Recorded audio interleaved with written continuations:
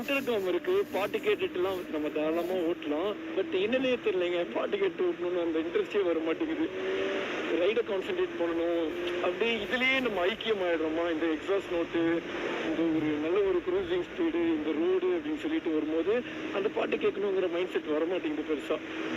But எங்கேயாவது லைட்டா போரிங்கா இருந்தா மட்டும் ஏதாவது ஒரு சாங் கேட்கலாங்க, ஏதாவது லவ் ஃபீலிங் சாங். ஒன்று லவ் ஃபெயிலியர் சாங் கேட்கணும், இல்லைன்னா ரொம்ப மோட்டிவேஷனான சாங்காக கேட்கணும்.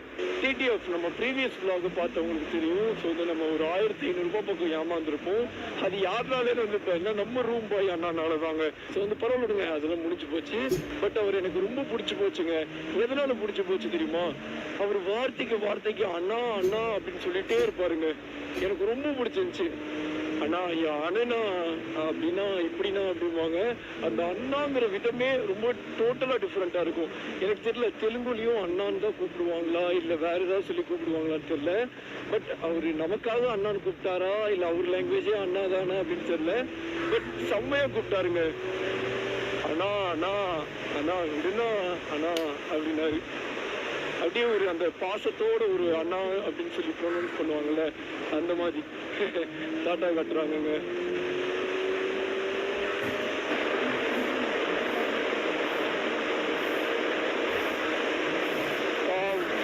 போயிடுச்சுங்க. பரவாயில்ல, ஒரு நல்ல ஹைவே கிடைச்சிருக்கு.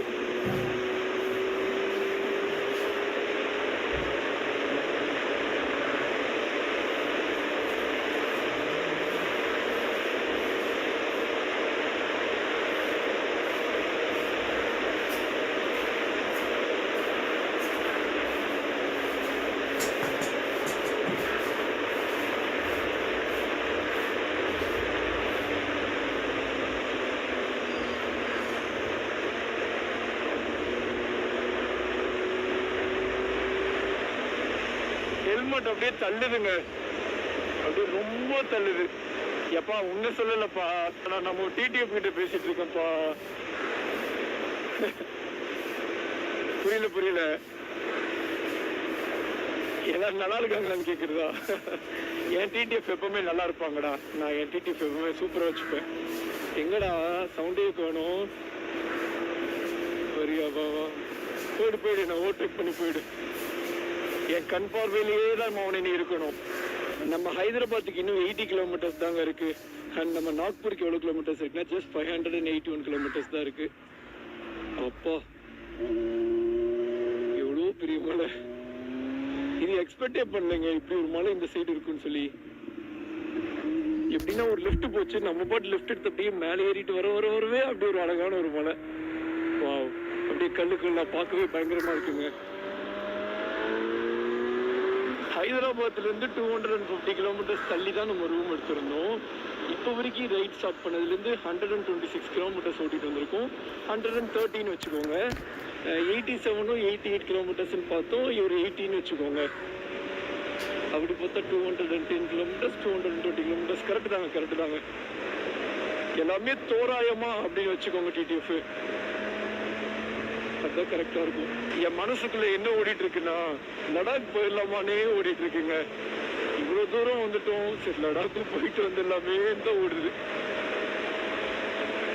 ஏன்னா லடாக் ரொம்ப ஃபேவரட்டா மாறிடுச்சுங்க.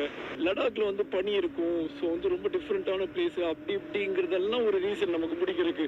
இன்னும் நிறைய ரீசன் நமக்கே தெரியாம இருக்கு.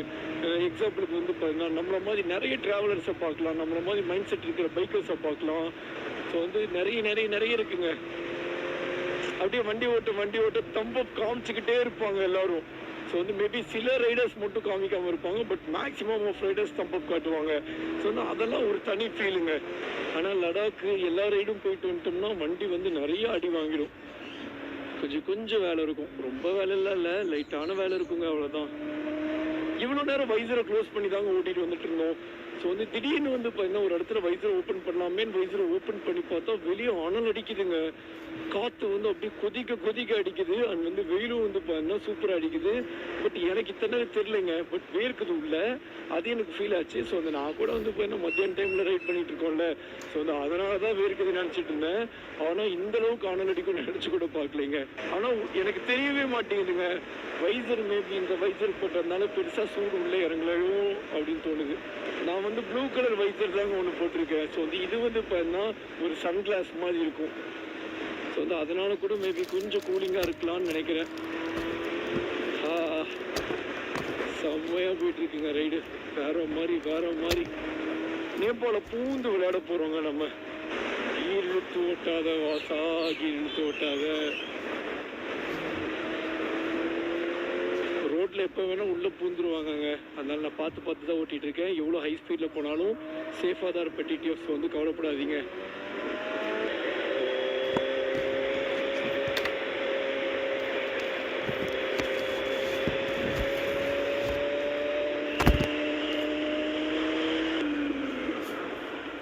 அடே என்னப்பா இது மூடி இருக்கு மச்சான். இந்த இதுல பைக் வரக்கூடாதுன்னு நினைக்கிறேன்.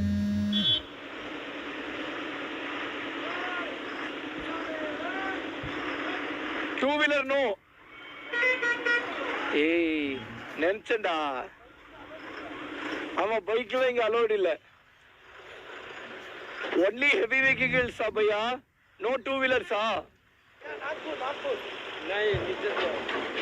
ओहो नागपुर भैया. Okay okay thanks. ओ तमिळारा நீங்க? சூப்பர்ண்ணா. நான் இப்போ வந்து நாக்பூர்ண்ணா.